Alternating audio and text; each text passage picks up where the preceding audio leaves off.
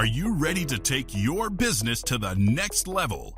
Every day there are countless books and articles that are published offering the key on how to make your business a success. It's easy to feel overwhelmed trying to keep up and run your business.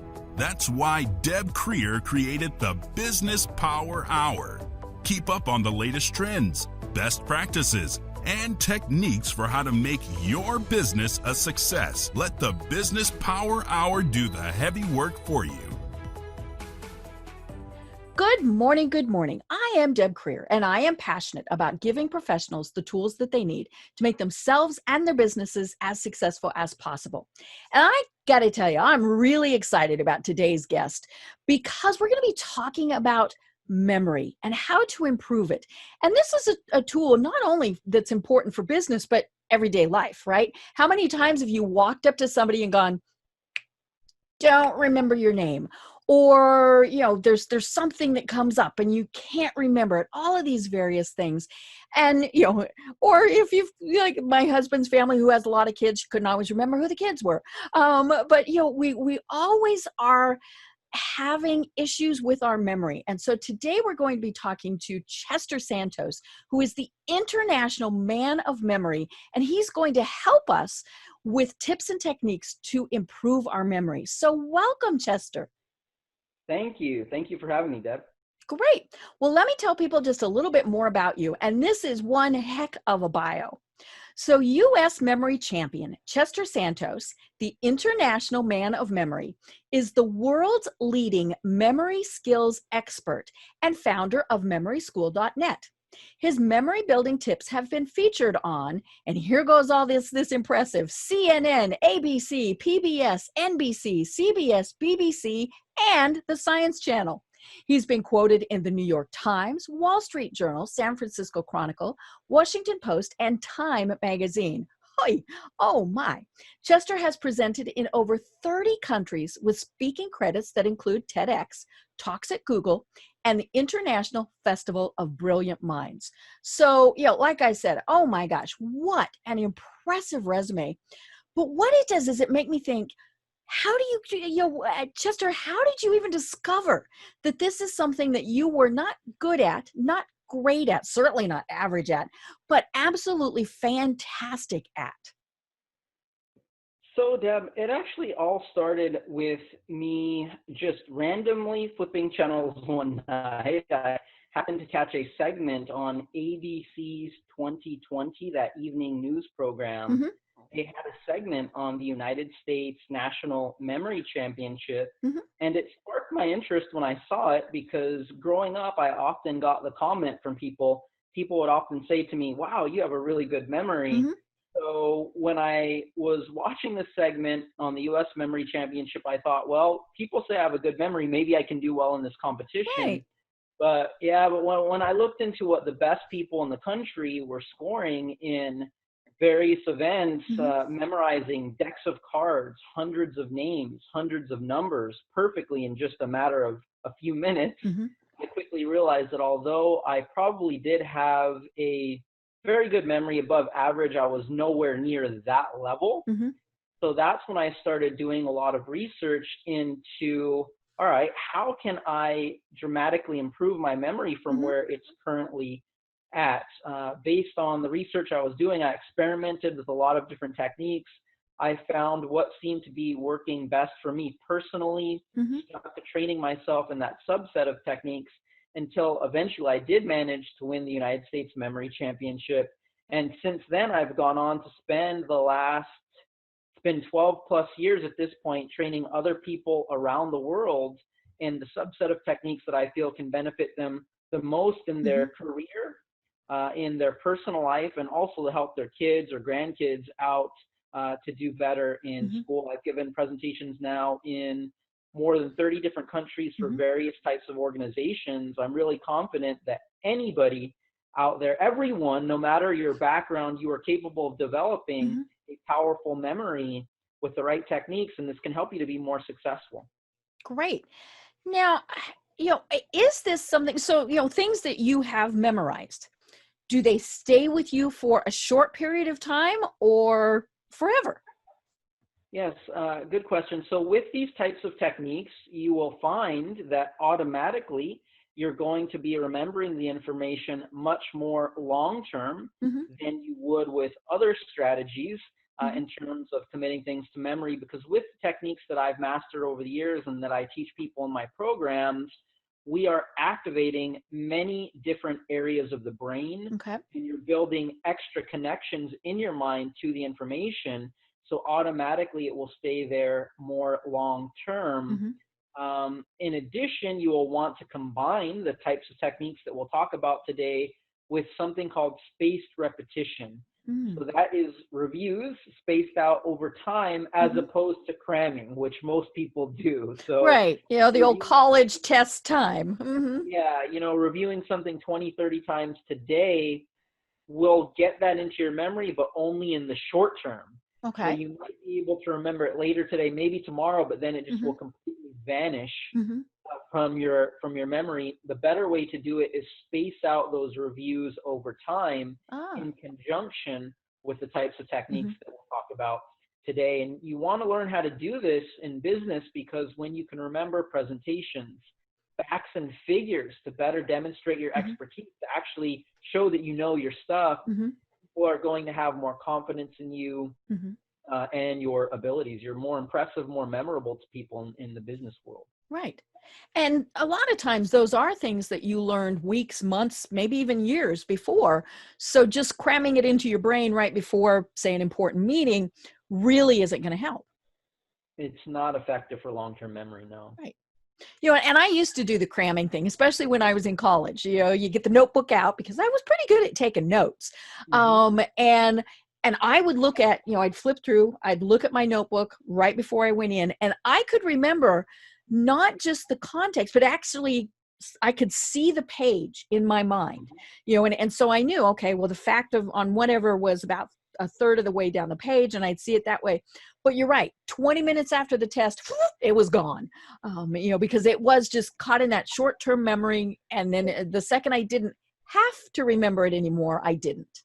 Yep. Yeah. So I'm curious, we're going to talk, you know, obviously in depth about a lot of the techniques that you've got, but what do you do and what do they do in the U.S. Memory Championship? I mean, how does that, I mean, that just fascinates me. Yeah, so the U.S. Memory Championship is an annual competition Mm-hmm. it's been held in various locations over the years. Currently, the finals are held at MIT, Mm-hmm. the university on the East Coast, and it's one day basically of hardcore memorization. It goes about 9 a.m. to 5 p.m. Mm-hmm. Various events. One is memorizing the longest string of computer-generated random digits that you can perfectly Oh. in 5 minutes. So Mm-hmm. I had done about 132 digit sequence forwards and backwards perfectly in 5 minutes. Another event is the fastest time for memorizing a shuffled deck of playing cards. My best time back when I was competing was just under 90 seconds. Mm-hmm. Nowadays, some people can even do it under 30 seconds. Wow. That's I one of mean, you the can't even move the cards that fast. I mean, that's, yeah. Yeah, so people have mastered even in order to get through all the cards Mm-hmm. that quickly, and they're memorizing basically as quickly as their Mm-hmm. eyes are scanning the cards. Right. So that's one of the events. Another one, names and faces. So as many names as you can memorize Mm-hmm. in 15 minutes. People can memorize hundreds of Mm-hmm. names in just 15 minutes in this competition. Poetry is another event. So they Mm-hmm. write a poem specifically for U.S. Memory Championship so that Mm-hmm. there's no chance that anyone has seen it anywhere Oh, before. okay. So, you know, it's not, hey, we're going to do Shakespeare. I just happened to have read Shakespeare. Mm-hmm. Yeah, so they create a poem specifically for the championship, and it's made very difficult to memorize on purpose. So a Mm-hmm. lot of times there's no rhyming, there's a lot of punctuation inserted where you might not even expect it, because in Mm-hmm. addition to memorizing the poem word for word, you have to remember and indicate every instance of a capital letter, Oh, okay. every semicolon, Mm-hmm. colon, comma. If something was in bold or italics, you have Mm-hmm. to remember and indicate that as well. So it's Mm-hmm. incredibly difficult. They have an event later on in the finals, because at various points this championship has been televised. Mhm. So they made it TV friendly. One part of that is they'll have an event where people will come onto the stage one at a time, give their first name, last name, their residence, the Mhm. city, the state, the zip code, their favorite hobbies, their favorite foods, their pet name, the name of the pet, type of pet, color Mhm. of the pet, favorite car, year, make, model, color, all of this. They rattle it off. Then 5, 6 more people come on to the stage, rattle off the same information. They'll randomly bring one person out and say, okay, what was the year, make, and model of their car? Or, Hmm. what's their phone Mhm. number? So that one is incredibly difficult. They call it the Right. Tea Party events. That should give you an idea Mhm. of the types of things that are covered in the U.S. Holy cow. Now, is there an international, because you are the international man of memory, so is there an international competition? Yeah, so I won the United States Memory Championship and then represented the U.S. in the World Mhm. Memory Championship. So there is an international competition. That one is about 3 days long. That's been held in various locations Mhm. depending on the year, but all over the world. Um, it's pretty intense. I mean, you get the best in the world there at Mhm. memory. So there was a guy there at the World actually memorized the entire dictionary, advanced learners edition in English and Chinese. Oh. Yeah, he did a demonstration for people that were in the audience and for people from the media that were there filming. They would call out any page number in the dictionary, give a Mhm. row column combination. Within a few seconds, he could tell you the word there and its definition from memory. Mhm. And he could even do the reverse. So if you just called out a random word, say chair, he Mhm. would think about it for a few seconds. Okay, I think chair's on page Mhm. 737, row 5, and he was right every single time. So Wow. these are the types of people that you get over at the World Mhm. Memory Championship. Mhm. It's pretty intense. International Man of Memory is really not because I represented the U.S. in the World Memory Championship, but because I'm an international speaker and give Mhm. presentations all over the world, Right. again, in more than 30 different countries. Mhm. So that's how I became known as the International Man of Mhm. Memory. I love it. Well, now we hear people say that someone has a photographic memory. Is that similar? Is it something totally different? So in fact, Deb, there is no such thing as a photographic memory.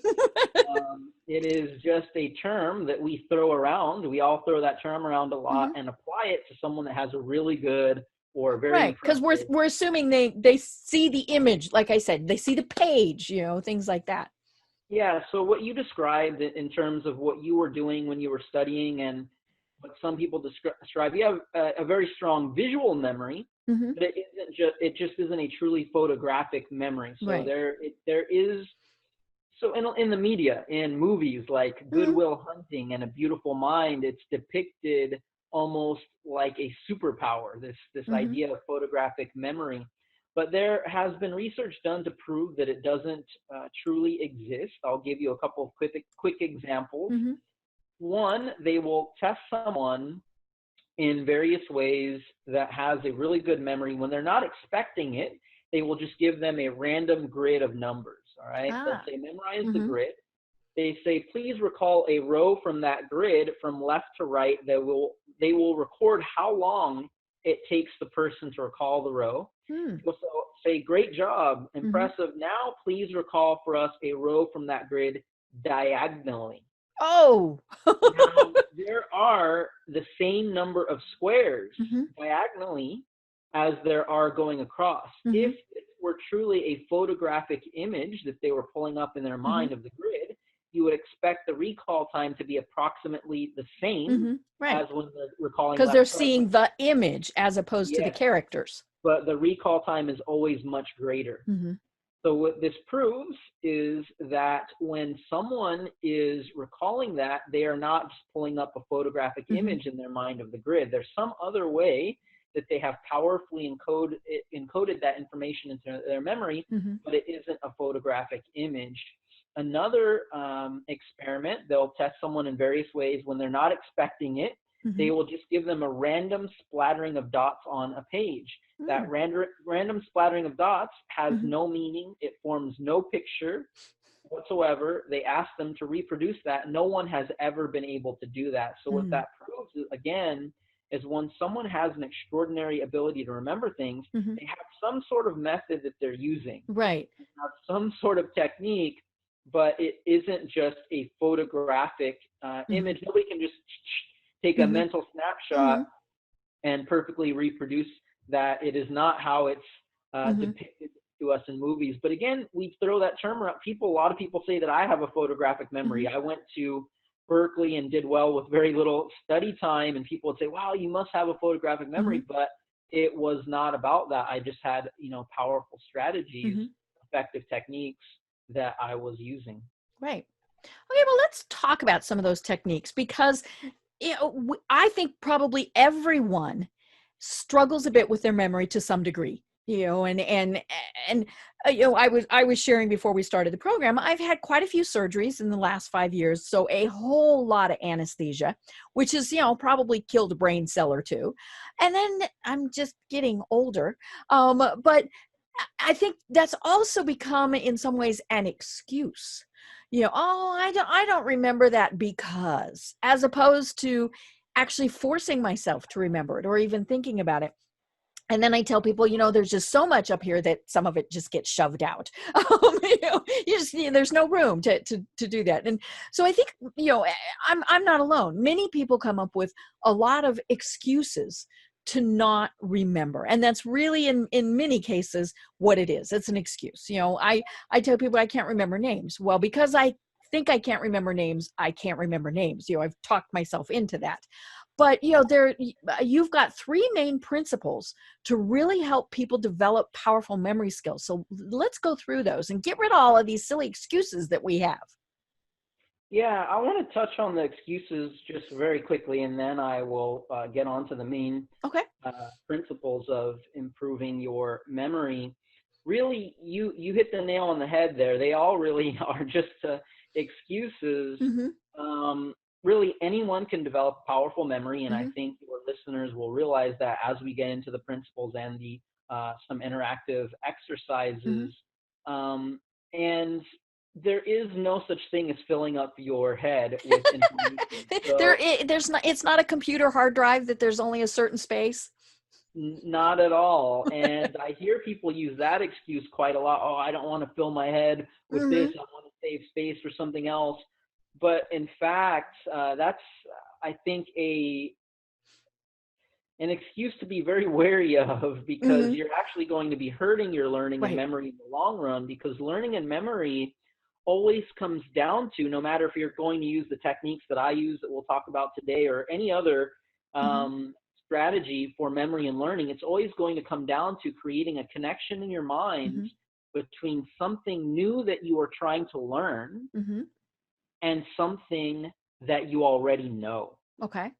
So in fact, the more that you already know, the easier it becomes to learn new things. So you should, in fact, try to stuff your head, fill your brain with as much information as possible, and then it will only become much easier for you to learn new things. So it's the exact opposite, the exact opposite of what people are thinking when they use that excuse with themselves. You'll note that people, for instance, let's say someone has a PhD in math, okay? You're going to notice that when you talk with those types of people, they're not just very knowledgeable in math. They tend to be very knowledgeable in many different areas, right? People with PhDs, no matter what their PhD might be in, it's because they've learned so much, it becomes easier to learn other things as well. So I just wanted to address that, one of the common excuses, in fact, that I hear. Now, let me get into those principles, because really anyone can develop a powerful memory. Just keeping three things in mind. One is creating visuals. This is very important. So no matter what the information type might be, try to come up with an image in your mind or series of images to represent the information. We are all very good at remembering things that we see. An example that we can relate to names when you're meeting people. Let's say you go to a party, all right, Deb, you're meeting a lot of new people at this party. 2 weeks after it's over, you're talking with one of your friends that was there with you, and your friend describes someone to you from the party. Your friend says, "Hey, Deb, remember that attorney that we met a couple of weeks ago? He's And also he's also a member of the tennis club." As your friend goes through the description of the person, a lot of times you can picture who they're talking about from the party. You might even remember what they were wearing, where they were standing when you met them, as your friend is describing them. Obviously, your friend can picture who they're talking about, but a lot of times neither one of you can manage to remember what the person's name was. Right. We remember the odd details, but we don't remember the important thing. So, yeah, and the main point from that is that you remember the image, right? You can remember what the person looks like. So we might remember tennis or, whatever. Yeah. Another example, you are describing to a friend or a family member an actor from a TV show or movie. As you're going through that description, very clearly in your mind, you can picture who you're talking about, right? You can picture this actor, but you can't remember the name. Your friend or family member also is drawing a blank at that moment, and it's truly frustrating to both of you. So what I wanted to illustrate with those examples there is that when it comes to dealing with people, a lot of times we are very good at remembering the face. We can pull up the image in our mind of the person, right? But we can't remember the name. This makes sense because when we are interacting with people in various ways, we see the face, right? We see the person. That face is recorded into our visual memory, but at no point do we see the name. The name is something much more abstract to our brain. So one way to get better at remembering names is to turn those names into powerful visuals. So Mike, the name Mike, I might picture a microphone. Oh, okay. The name Alice, sometimes I would picture a white rabbit because it reminds me of Alice in Wonderland. Okay. Yeah, so a visual is going to help you. I'll get into names probably in much more detail toward the end of. Yeah, because names, I think, are one of the biggest bugaboos for business people. Yeah, so we'll get into that in great detail if we have time later on. For now, though, what I wanted to introduce here was the principle of turning information into a visual. Okay. And I just illustrated it with a couple of examples related to names. But the overarching principle, picture what you want to remember, and it will be easier to recall it later. Principle number 2, from there, as you can, try to involve additional senses. As you involve additional senses, when trying to encode information into memory, you're activating more and more areas of your brain, and you are building more and more connections in your mind to the information, making it easier to retrieve it later. So at one point, I starred in an episode of PBS's Nova Science. The episode that I starred in was titled, "How Smart Can We Get?" People can just Google Chester Santos and PBS. You'll probably find the clip. If people want to watch it later, you should be able to check it out for free on the PBS website. If you do look at that, you're going to see they had me on the show performing what at first seemed like crazy feats of memory. Then they had me train David Pogue, who people might also know from the New York Times and CBS News. He is a correspondent for the technology industry. After I trained him a bit, he was able to perform some pretty cool memory feats on the show. Then they had some brain scientists, neuroscientists come on the show and explain, okay, how in the world did Chester do that? How did David Pogue do it with just a little bit of training?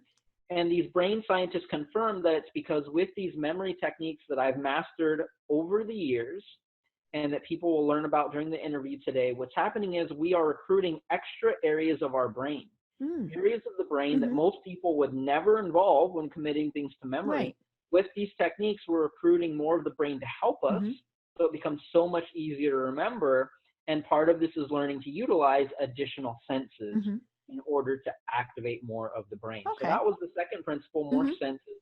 Third and final principle, while you are seeing and experiencing all of this in your mind, try to make it all crazy, unusual, extraordinary in some way, because there is a psychological aspect to human memory. Deb, if while we're doing this interview and if while people are listening to this, if an elephant suddenly crashed into the room that you're in, into Mm-hmm. the room that your listeners are in, if an elephant just crashed into the room that you're at right now, started spraying water all over you with its trunk, if that actually happened at this moment, you would We'd probably, remember it forever. yes, you would probably remember that for Mm-hmm. the rest of your Mm-hmm. life and always tell that story. You're never going to believe this. I was listening to the interview with this Mm-hmm. memory guy, and an elephant crashed into the room. It may be stuck there for the rest of your life Mm-hmm. without you even trying. Right. Because it was so amazing. Mm-hmm. Yeah, no effort on your Mm-hmm. part, right? To this day, it still isn't fully understood Hmm. how exactly that works in the brain. How Mm-hmm. is it that in one instant, something can go straight into long-term memory, whereas other times we have really important information Right. that That's, will benefit yeah. us, Mm-hmm. that will really benefit us to know in our business, Mm-hmm. in our career, and we spend weeks, months, and we just keep forgetting things, Mm-hmm. right? How is that? Although it isn't fully understood, we do realize that there is this aspect to human memory.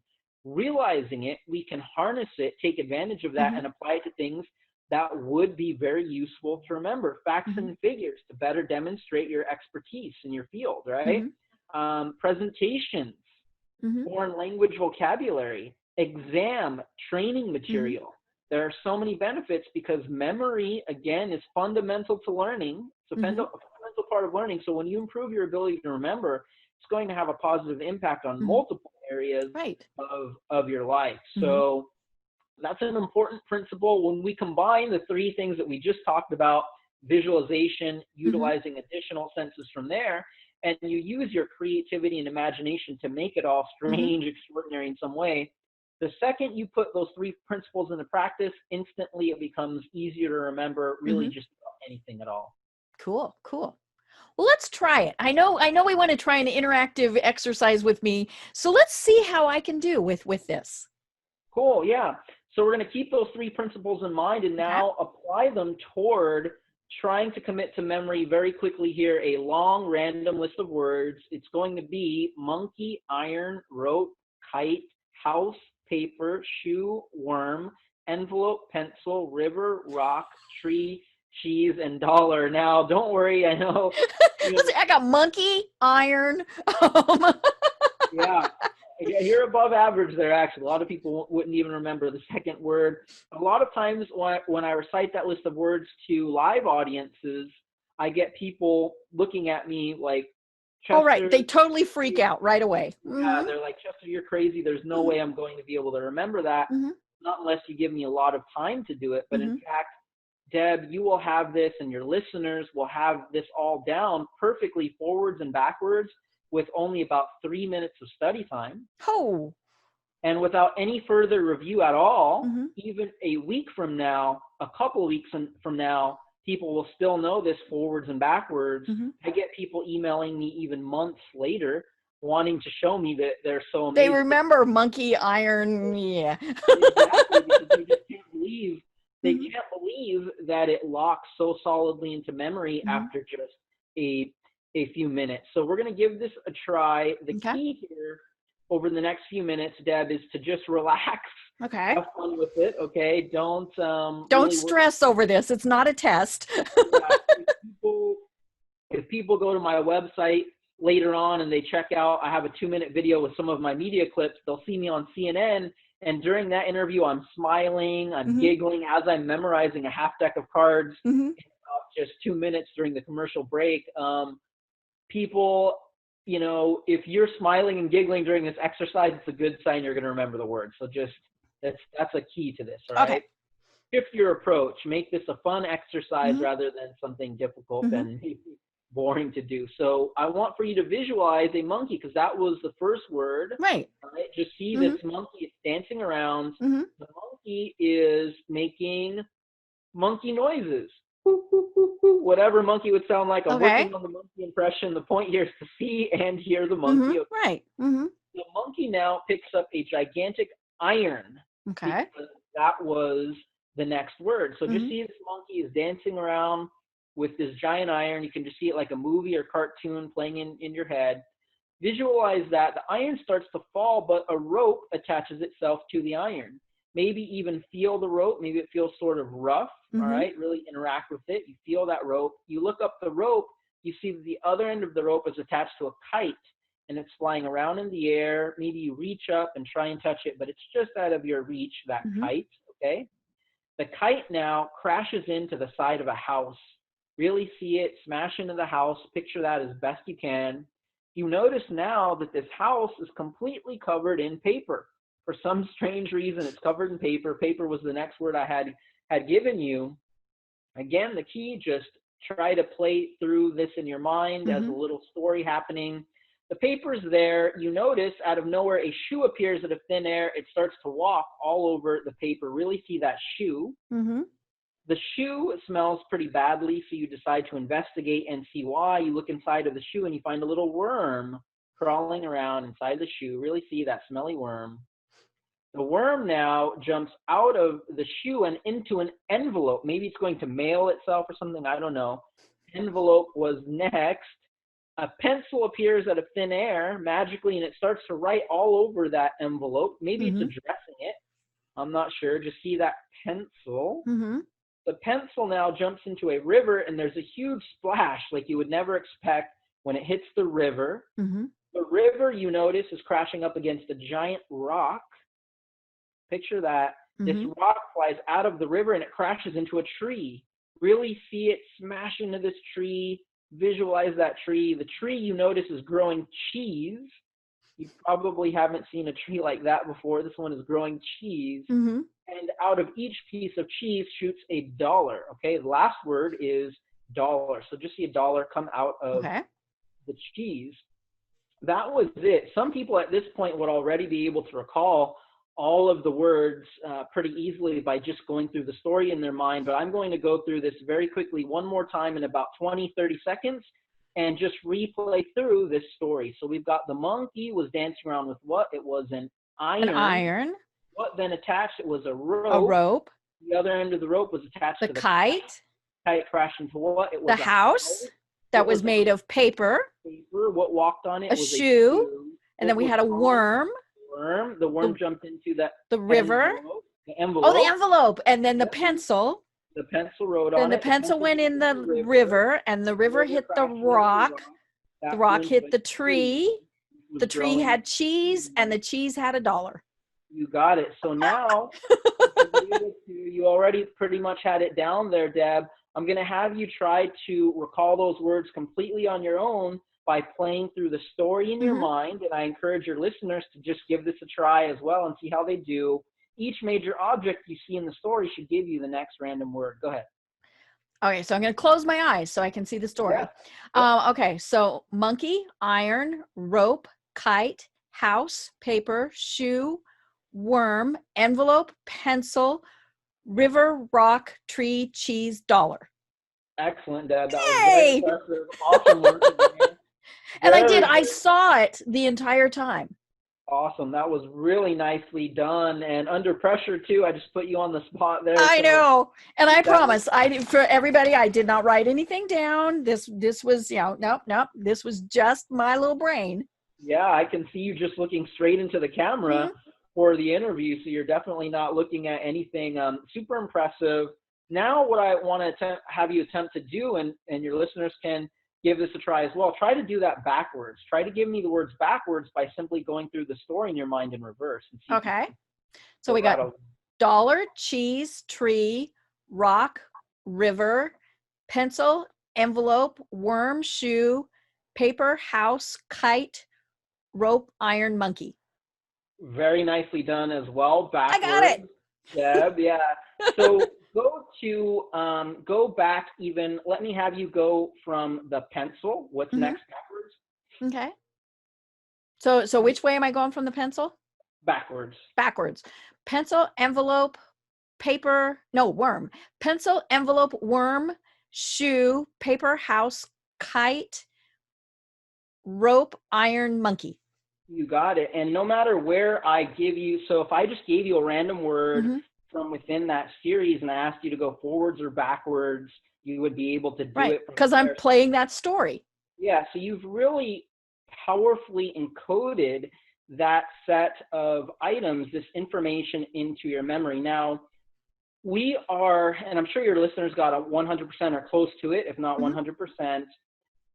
We are talking about random words now, but these images could represent points of a presentation right. that you wanted to give. When you're meeting with a client or a potential client, or it's a presentation in front of colleagues, these could be 5, 10, 15 key things you want to make sure you want to mention during that meeting.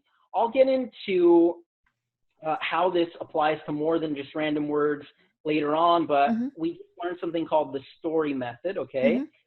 The story method is just one of many techniques that memory champions like myself use to pull off what at first might seem like, extraordinary memory feats, but really. And they were totally random. I mean, it made no sense when you just think about the words.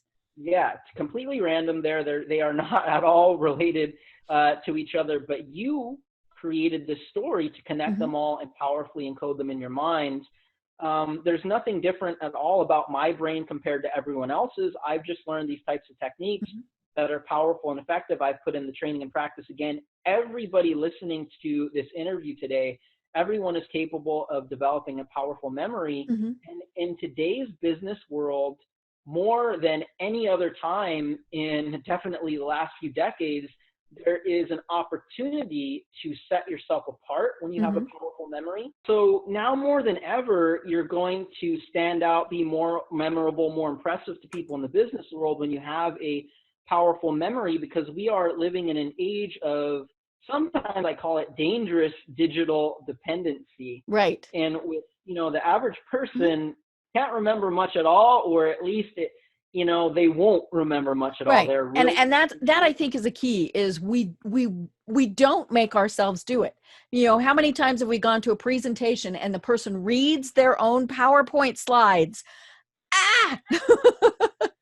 Which is another issue. Yeah. We're lazy. We'll just put that out there. We're lazy.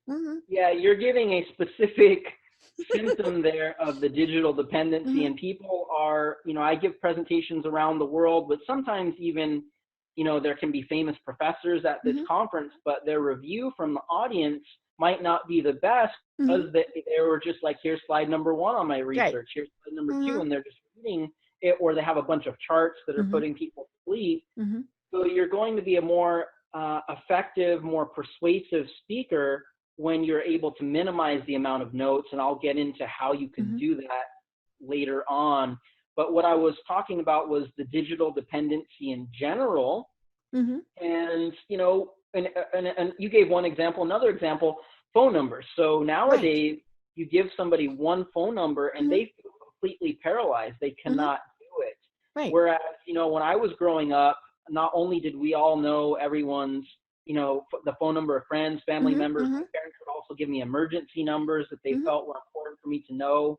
We all used to be able to do that. But again, today, one phone number, people feel completely paralyzed. There are a lot of people out there nowadays that don't even remember their own phone number. Right. Because they've got a something programmed into their phone where, like, they might say Siri phone home, and so, they don't have to remember it. I could not tell you my husband's phone number. Yeah. And it's a really good example of the use it or lose it principle. So the point is that if I were to give you one phone number, a lot of people could not do it because they have lost that ability. Whereas before, they were able to memorize very quickly. And we're talking 10 digits. This should not be complicated. Yeah, 10 digits, with the area code in there. And, navigation is another one. Oh, yeah. I rely on my GPS so much. Yeah, so you will find that there are some Uber and Lyft drivers out there that may have been driving in a city even for 3, 4, 5 years. And if something's wrong with the network connection or something's wrong with the app at that moment, it's happened to me many times. They will just have to pull over and restart their phone a bunch of times until hopefully eventually whatever issue resolves itself.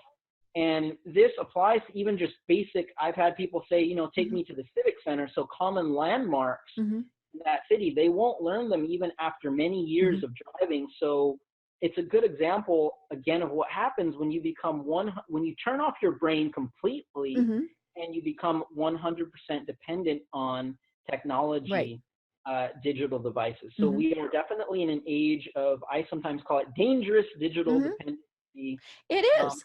But the flip side is that because of this, if you're someone that makes it a point, during this interview, and hopefully people will follow through after the interview to continue to develop their memory skills, there's such a huge opportunity to really just set yourself apart from other business professionals. Right. Yeah. And we do. I mean, we rely so much on technology that it is almost scary, and then if and when the technology fails, we're in serious trouble. Like you said, GPS doesn't work, your phone battery dies. And so all of a sudden you can't remember, as I said, your spouse to be able to call home, all of these various things. And and I'm going to come back to, we're lazy. We've gotten used to the fact that it's on here, it's on whatever. And, so I don't have to remember how to get there. And, and sometimes visualization doesn't quite work. It was funny. I was laughing. We had this discussion on Facebook the other day where somebody said, giving directions in the South is always a challenge, because a lot of times they'll say, turn at Waffle House. Well, there's a Waffle House on almost every corner. So that doesn't work.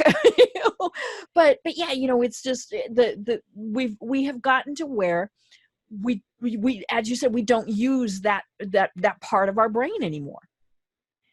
Yeah, exactly. So you want to work on it. Again, anyone can develop a powerful ability to remember. And, I give these 1-minute tips every week on my Instagram. People can look for me on Instagram if they want to check it out later. But I visit famous locations around the world and talk about how they in some way relate to memory. So one that I gave at the time, I thought it might be a little silly. People might view it as a bit silly, in that I was at a location where they filmed the TV show Lost and the movie Avatar. At least different various TV shows and films had been shot around there. And I talked about how, with these fantastical themes in mind from these TV shows and movies, let us consider maybe, an alien attack knocked out our technology, we would be completely helpless. Or maybe more believable than that is that, we develop some sort of AI that eventually develops extreme intelligence, and the AI, for whatever reason, decides to, hey, we're gonna take over. Yeah, the AI is going to shut off or limit our access to technology. Might be able to do that. We're going to be in a lot of trouble if we've lost all of these basic mental abilities, mental functions like memory that we used to have, right? It seemed a little bit more potentially silly until this year, with everything that's going on this year. I almost feel like I'm living in a science fiction or something with the pandemic that we're in the middle of. And then also, I don't know if you saw, the Pentagon has initiated a task force to investigate the UFOs. Yeah, right. So I'm like, I have been to Area 51. Oh, well, in 2020 now, I'm thinking, okay, maybe that tip that I gave wasn't so not so Yeah, so you never know. But regardless, I think it's really important for people to not lose these mental abilities, and one important one is that of memory. Right. And as we age, yes, there are things that are going to happen, but it's the same thing that you were saying. We have to keep working our brain. It always concerns me when I talk to someone who says, "Oh, I never read." What do you mean you don't read? For fun, for anything? And they say, "Oh no, I don't read books. I don't read the newspaper." Now, I grew up doing that. I mean, that was one of my biggest memories of childhood, is my father reading to me. I'm an only child. And so every night he would come and read to me. And he only had an 8th grade education level, but he was a voracious reader, and so he would read for at least an hour every night. So yeah, that just kind of keeps things going. And I don't care what it is, whether it's, nonfiction, fiction, whatever, it kind of keeps your brain going as opposed to just sitting and being the vegetable in front of TV, right? Yeah, And so mhm, that's very important, mhm, Deb. Reading is going to be really beneficial to you mhm, at any age, mhm, and that's the overarching point here is reading, doing crossword puzzles, mhm, maybe keep mhm, yourself mentally mhm. active. Right. So there is a lot of research out there that unfortunately shows that people tend to notice a big drop cognitively and Mhm. also physically soon after they retire. Right. And this is because most people, once they retire, there was this huge chunk of your life you were active mentally with certain Mhm, activities. mhm, And if you don't replace that with mhm, something else, so a lot of mhm, people, they just stay a lot at home a lot more, and they do mhm, watch more TV and things like that. You're going to start to decline mhm. cognitively if you don't replace your uh, job activities Mhm. with other mental, Right. exercise. Mhm, And another aspect to that is also interaction. So you're losing the social mhm, interaction that you mhm. had with Yeah. coworkers. So if you don't replace that with some sort of maybe club, Mhm. I've given presentations for a group called Sirs in Retirement that they Mm. meet every week, and Mhm, they golf, or they do a bunch of activities mhm, together every week, but that really helps. mhm, So keep in mind that you want to maintain social interactions mhm. always as you're getting older, and definitely keep yourself mentally active, whether Right. it's reading, whether it's these types of memory Mhm, exercises, but really get in that brain exercise. And you mhm. can keep your memory, if you do that, you can keep your memory strong really at any age. Right. And that's been one of the things that has concerned me during the pandemic is the fact that, we've gone from, now things are obviously loosening up a bit, but, we went from all that interaction with people, even if we've got a home-based business, we were probably, excuse me, at least still meeting with clients, going to networking meetings, all those things. And then wham, all of a sudden we're not talking to anybody. And I think that's the, and now of course we're hearing a lot of people saying that they're very depressed, they're very sad. And I do think it's because we're missing that human interaction and our brains are just kind of going, ugh.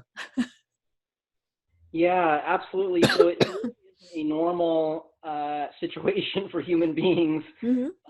We really weren't built to be alone, Right. Yeah. completely I've alone. even heard, people that I know are introverts say, I hate this. I hate this. Yeah, so it's been I've noticed myself. I actually feel with I live in San Francisco, so we were Hmm. the first city in the country to Right. lock down, and we're Hmm. probably going to be the last to Hmm. fully open things up. Hmm. I have felt myself. I feel like I'm not as razor sharp as I was, Right. because I was Because you're going out not giving. having to be. Yeah, I was going out giving presentations Hmm. 3 to 5 times a week. Now I'm giving no Hmm. presentations per week. Really, Hmm. I don't have that interaction with people Hmm. anymore.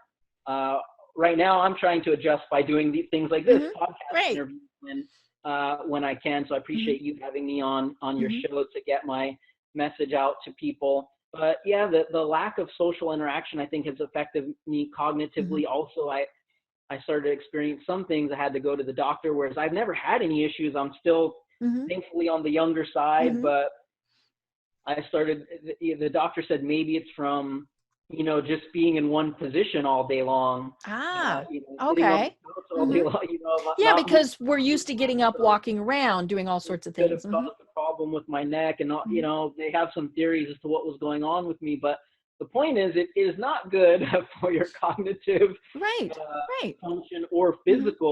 physically Hmm. as well, to be in isolation. So although we all do need to spend more time at home with what's going on, Hmm. whenever possible, wear your mask, follow all the recommended Hmm. precautions. And get Um, out.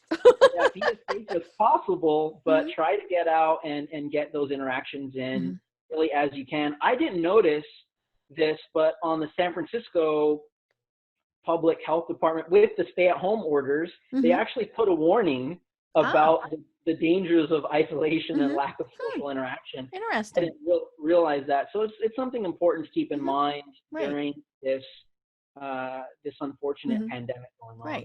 Right. Well, we've only got about 10 minutes left or so, and so let's talk about the big thing. We can't remember people's names.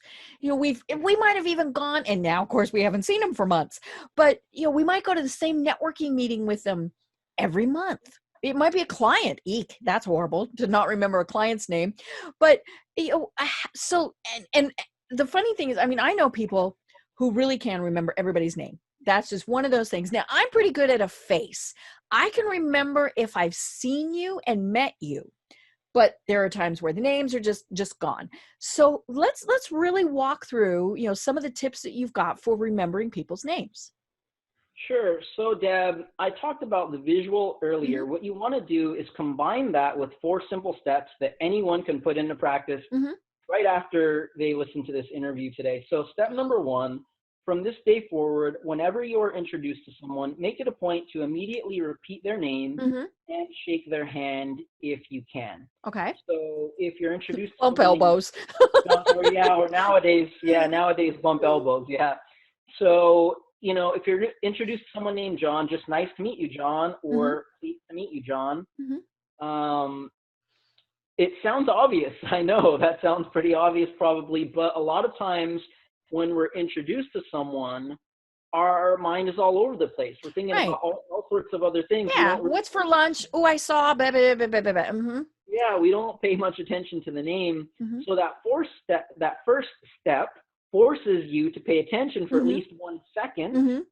That's the only way that you could repeat the name right back to the person. You've got to hear it once, pay attention. So that first step, start it today. And eventually it's going to become a habit, second nature. You'll automatically be doing that. Step number 2, early on in your interaction with the person, ask them a simple question using their name. So, John, how do you know Deb? Or, John, how long have you been with this organization? I'm writing this down. That's it. One simple question. And I want to clarify, I don't mean use the name over and over again. Right, because that's a little freaky. Yeah, it's where it seems sort of weird. Really, I just mean use it once early on in the interaction. That's enough to reinforce it in your mind. Number 3, take a few seconds or less to think of a connection between the name and literally anything at all that you already know. And I mean anything. So John, maybe you think of John Lennon. Okay. Or John could be a character from a TV show or movie that you like, but it could be something simple as you have a friend or family member that has that same name. That's it. When you think of a connection between the name and literally anything at all that you already know, it really helps the name stick much better in your mind and prevent it from just going in one ear and out the other ear. Fourth and final step here, whenever you leave the meeting, the party, the conference, whatever type of function it might be, make it a point to say goodbye to people actually using their name. Okay? That last step is going to go a long way toward helping you to remember more of those names the next time you see those people. So that was it. Those 4 steps right away are going to dramatically improve your ability to remember names. And if you combine them with the visual thing that we talked about earlier, you're going to be remembering more names than you ever have before. You might not be 100%, even I'm not 100%, but if you can remember 80+% of the people you're meeting, this is really going to pay off big time in your career and personal life. This helps you to build better relationships with people, right? This increases your likability factor. People are more likable, more popular when they remember people's names and things about them, right? That's going to help you to build better relationships with clients, potential clients. One profession that's very clear on this, politicians. Oh, yeah. So a lot of politicians actually go through memory training programs. They have been some of my clients over the years because they realize that when you can call someone by their name, remember some things about them, the person feels automatically, wow, I must be pretty important to you. And that in turn makes them much more interested in getting to know you and what you're about better. When you think about, in your company or various other organizations that you might be involved with, when you think about the most popular people, you're going to notice those people tend to know everybody and Right. things about them, right? Mm-hmm. So this is definitely a factor. And your popularity, your likability is a huge factor in Mm-hmm. whether you advance in your career, Right. in your business success in general. Mm-hmm. It isn't only based on your abilities and, you know, your performance. The likability, Mm-hmm. popularity in real life is something to consider, and remembering Right. names can help you with that. Yeah. Yeah, because we do. We love it when somebody repeats our own name back. It's funny. Years ago, I worked for a CEO, lovely man, really liked him. And he knew that, but he also knew he wasn't all that good with names. So he had a trick. And we had to implement this, but we did this. And of course, nobody knew that was why we did this. Everybody had name badges that we had to wear. I mean, for several reasons, we had to wear name badges. Yeah. What he had us do was we had to reissue everybody's name badge. And I forget what the reason was that we gave, but we made the first name really big so that he could almost read it from at least 6 feet away, if not further. And so he, and we also had the rule that you had to have your name badge where it was visible. I mean, it couldn't be in your pocket or, somewhere else. Yeah. So just by glancing at you, he could see your name and he could call you by name. Yeah. People loved it. They thought that was the greatest thing in the world. Of course, we never told his secret because that would have been bad. But it really was something that it was so important because he would, he'd look, he didn't have a clue really who that person was, but he saw their name and he said, hey, Bob, it is so good to see you today. Now, I couldn't have told you where Bob worked, what area or anything like that, but he saw the name badge. And so we also, what we had people do was you didn't put, like mine said Deb. It did not say Deborah because I don't go by Deborah. Yeah. Because if he'd called me Deborah, I'd know, he read my name badge. And so that was just a little trick that he used because he saw so many people every day and he wanted to be able to say their name very quickly. Now, obviously it would have been much better if he just really, truly remembered, but that was just a quick little thing because he knew how important it was to remember people's names. Yeah, so it's very interesting that with that example there, you've illustrated that it feels really good to people to hear their name, to be called by name, even if they know that it's because he's probably reading the name tag. People appreciate it. So of course it's going to be even more powerful and, really appreciated by people if you actually do remember their names and you're, you're interacting with them, you run into them somewhere in a situation where name tags like that aren't possible. And again, this is really going to just build better business and personal relationships. So I hope people will be encouraged to get better at remembering names after they listen to the tips today.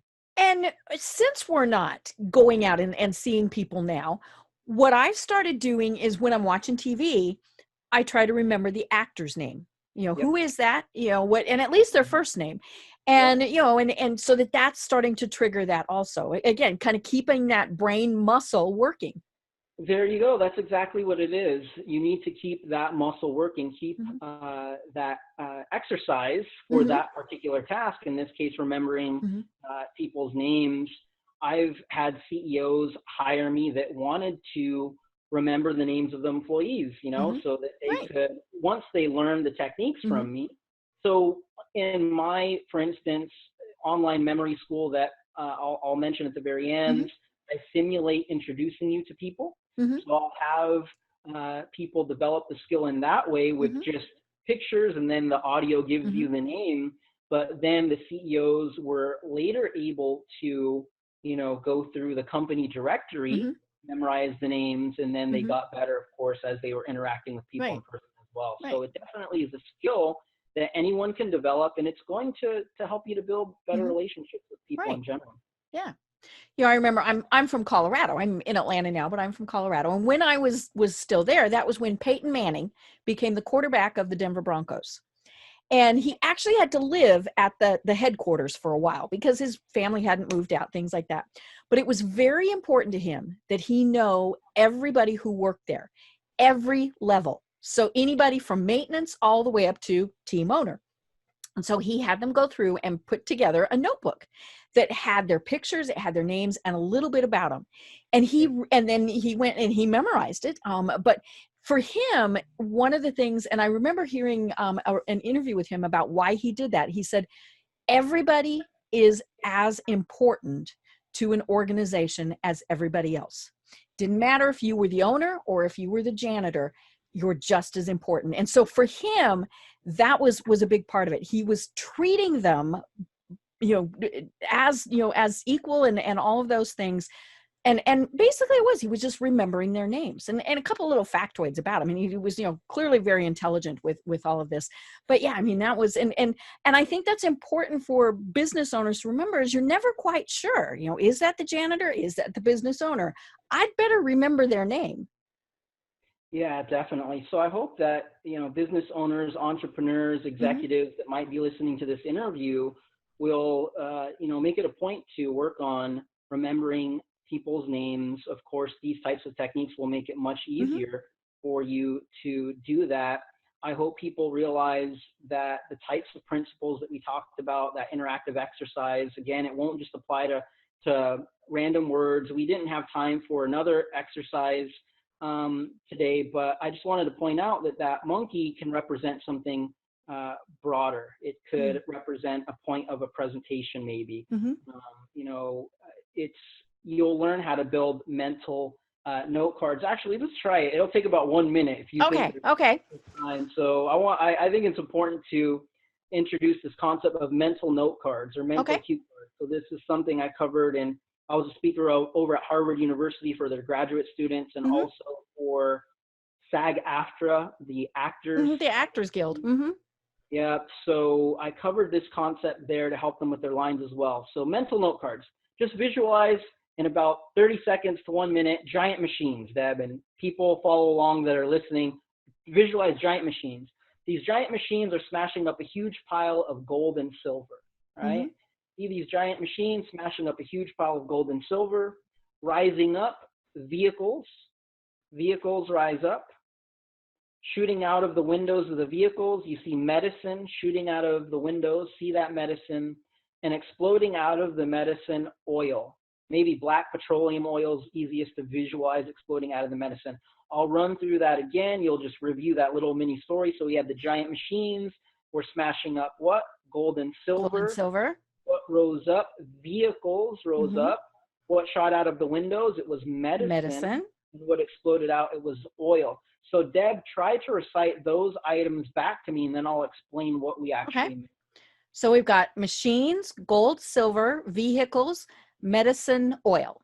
You got it. So perfect. And I'm sure people following along were able to recite those as well. What I've had everyone do there is very quickly memorize the top 5 exports of the UK. So if you were to look up the UK's top exports, you're going to find listed machinery, precious metals. Okay. So this is how you're starting to see it's a mental note card. Image doesn't need to perfectly match the information. It serves as a reminder. So it's machinery actually instead of machines, right? Okay. Precious metals instead of the gold and silver. Vehicles is one, so that one matched. Then oil, petroleum. Actually, medicine. Yes. Reminding you of pharmaceuticals is what will be listed, and then oil. So we had some images there that didn't perfectly match what you were trying to remember, but it served as a reminder. Right, it's close enough. So you understand there how you would build basically a whole series of notes in your head to remind you of even more complex information. It doesn't need to be a simple monkey and an iron, right?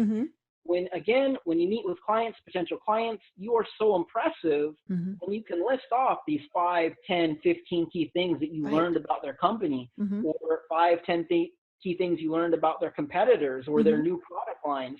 People will be looking at you like, wow, I can't believe that you know all of that. You're really you're clearly an expert in your field, right? And you cared. Yeah, you cared. You're an expert in your field. People have more confidence in you and your abilities. You're more memorable. As a one-man business for 12 plus years now, I've had to hire attorneys, financial people, all sorts of different types of professionals. Granted, given what I do, I'm a bit extreme, but when I meet with someone and they answer my questions with, let me look a few things up and I'll get Mm-hmm. back to you, or I've done some work in that area, Mm-hmm. I will never hire that person ever. Mm-hmm. Granted, I'm extreme given what I do. Right, I right. have a higher Mm-hmm. standard level perhaps, Mm-hmm. but I just won't hire that person. Whereas if someone seems to know everything and my Mm-hmm. impression is, wow, they really know their stuff, Right. that's an expert, I've gone out of my way to pay more for that particular service than I originally budgeted, because I want somebody that's impressive to me, that Right. that is the expert. Wow. Well, you are impressive, and this has been so much fun. And at the very end, I'm going to try and do the list again. So, but you do have some training programs, and I'm assuming that we can do them now online since we can't, the darn pandemic.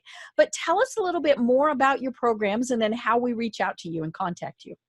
Yeah, so I do have a fully interactive online memory school. Mm-hmm. The URL would be memoryschool.net. I Okay. would visualize a gigantic, maybe fishing net, so you remember that it's .net. Mm-hmm. So people can go to memoryschool.net. I set up a coupon code for your listeners of DEB, D-E-B. Mm-hmm.